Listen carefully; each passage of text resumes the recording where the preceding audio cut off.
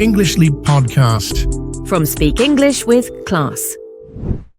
Hey, English learners. Welcome back to the English Leap Podcast, your English podcast for daily life English and real conversations.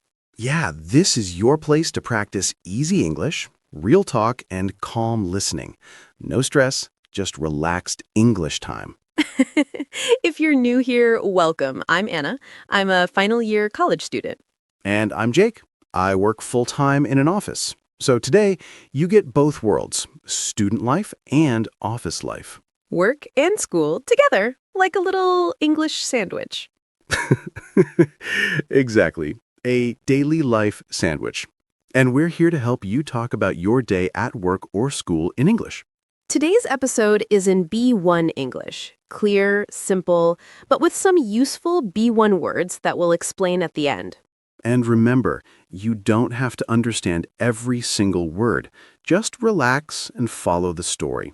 Your brain learns more when it's calm. So, Jake, be honest. How was your day at the office today? Peaceful or a little crazy? A little crazy. My inbox was full before I even drank my coffee. A full inbox before coffee? That sounds dangerous. It is. What about you, Anna? How was your day at college? Honestly, it was intense. I had a group project meeting, a long lecture, and a surprise quiz. A surprise quiz? Oh no, that's like an office urgent email, but for students. Yes, same stress, different place. And what about you, English learners? Are you working, studying, or doing both right now? Tell us in the comments, I'm working, I'm studying, or I'm doing both. And maybe add one small detail, like I work in a shop, or I study engineering. Every comment you write is real practice for your English writing, and we really do read them. If you enjoy learning English through real conversations like this, don't forget to subscribe and tap like.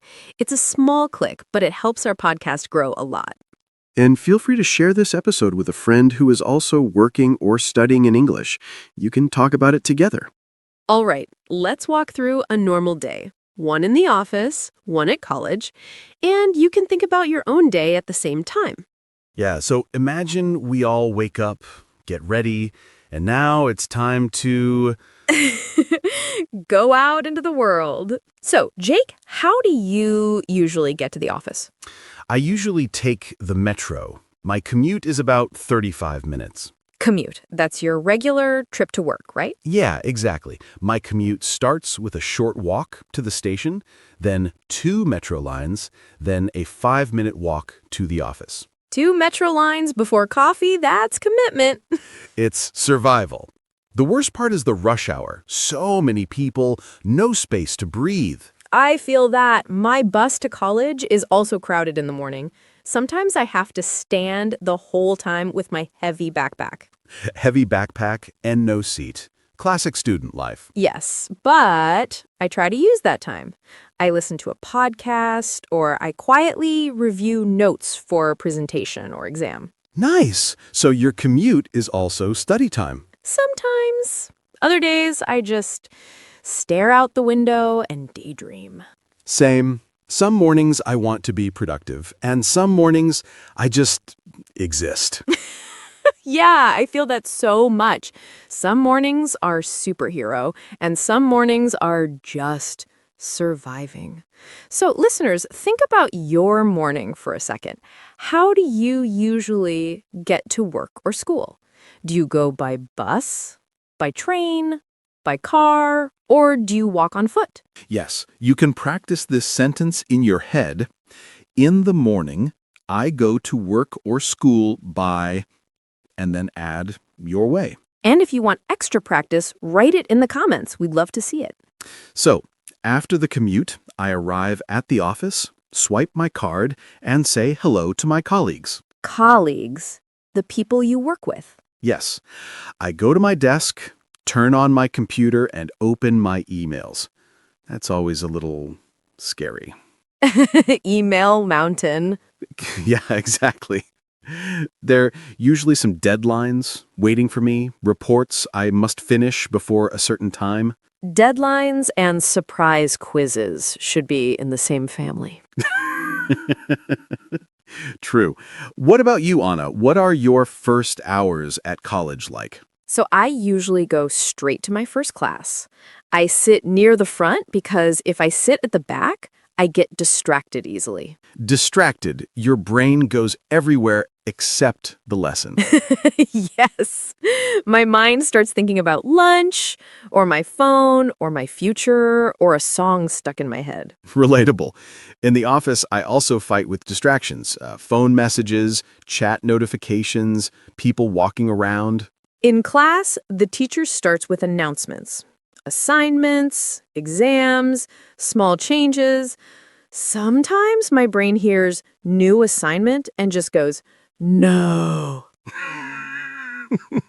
Same feeling when my manager says, new project. Then we usually take notes, listen to the lecture, sometimes have a short discussion with classmates.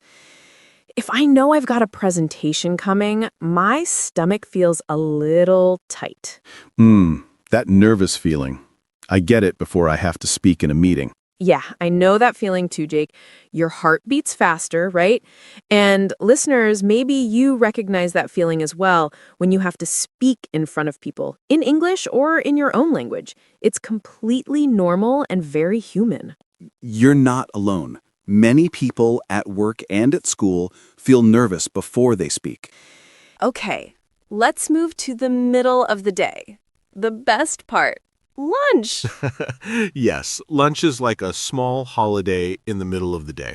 Where do you usually eat? We have a cafeteria in our building. Cafeteria, a simple restaurant in a school or office.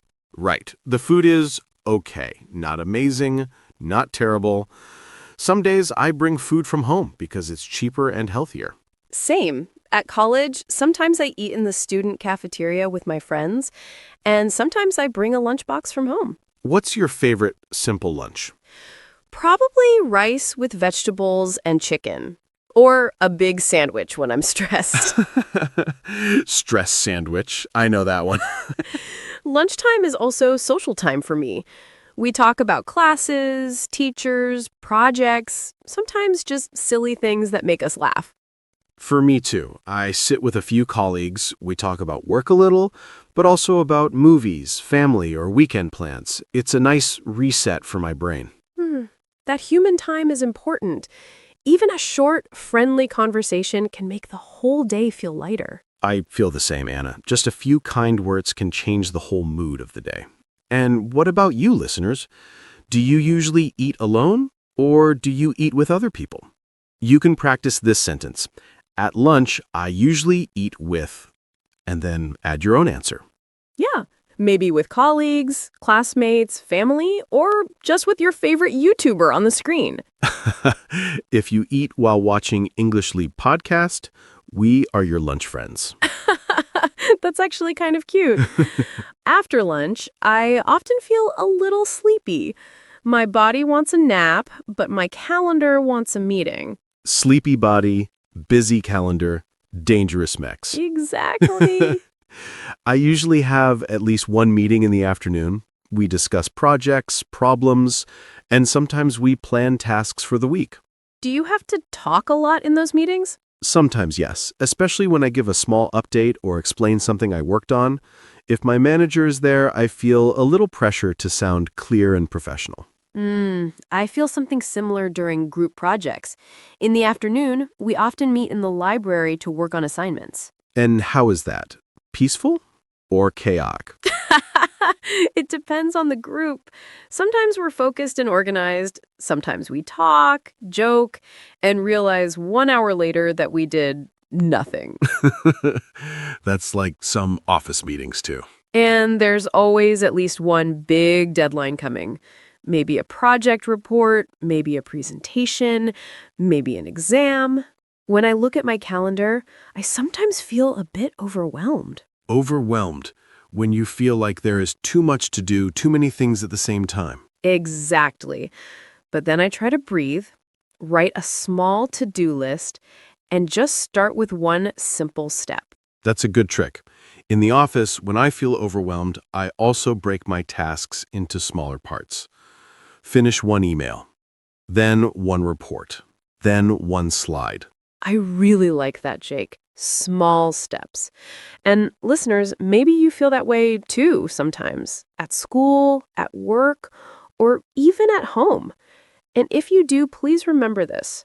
Many people feel the same way. You're not alone. And every little step still counts. Even a simple piece of homework or one finished task at work is progress. So after all the classes, group work, and surprise quizzes, I finally pack my bag and leave the campus. And after emails, meetings, and deadlines, I finally shut down my computer and leave the office. Close laptop, open outside world. Yes. On the way home, I usually feel a mix of exhausted and proud. Exhausted, very, very tired, right? Yeah, my brain feels a bit empty, but in a good way. Like, okay, we did enough today. For me, it depends on the day. Sometimes I feel proud because I did well in a presentation or finished an assignment. Sometimes I feel frustrated because I didn't understand something fully. Both feelings are normal. Not every day is a perfect day. And listeners, what about you? When you go home from work or school, how do you usually feel? Calm, tired, happy, stressed? Try the sentence in your head. After work or school, I usually feel, and put your own word there. And if you can, write that sentence in the comments. It's a great way to practice talking about your feelings in English. Okay, Jake, before we finish, let's talk about some useful words and phrases we used today. Good idea. Like a small English lesson inside our conversation, just like always. Exactly. Let's start with commute. What does commute mean? Commute means your regular trip between your home and your work or school. For example, my commute is 40 minutes by bus. Nice. Next is rush hour. Rush hour is the very busy time in the morning and evening when many people are traveling. The trains and roads are crowded.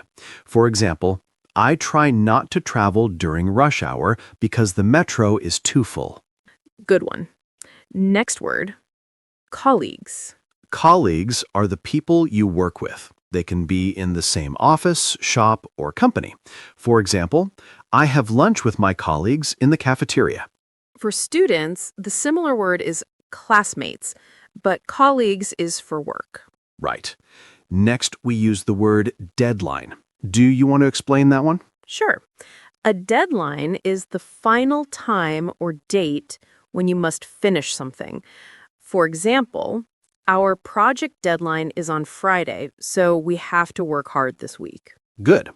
We also said distracted.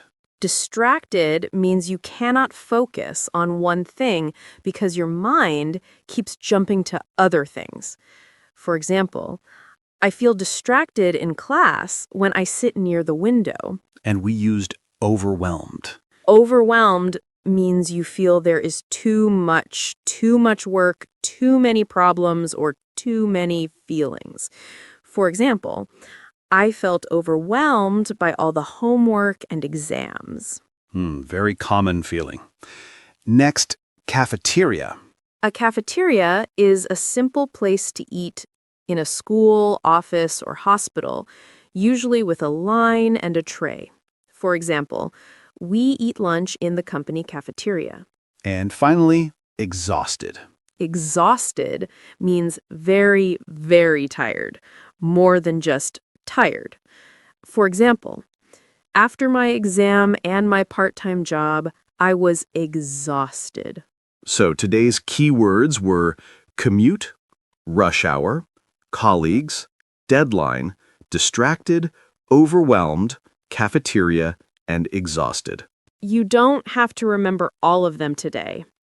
Even if you take just one or two and use them this week, that's already great progress. So today we walked through a whole day at work and school, from crowded buses and sleepy mornings to meetings, classes, lunch breaks, and going home exhausted but proud.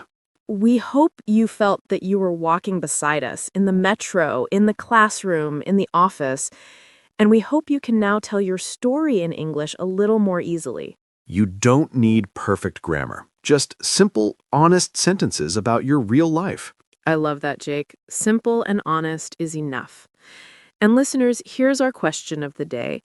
What is one thing you usually do in the afternoon at work or school? You can write, in the afternoon, I usually, and then add your activity, like have a meeting, study in the library, feel sleepy, or talk with my friends.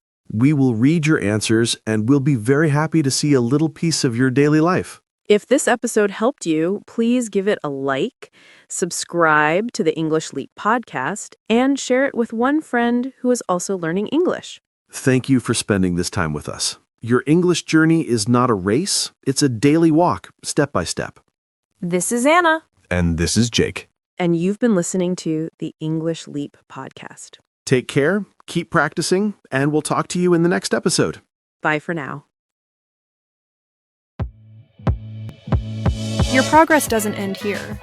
To continue advancing your English skills, click on the next video or explore the additional videos we've thoughtfully selected for you.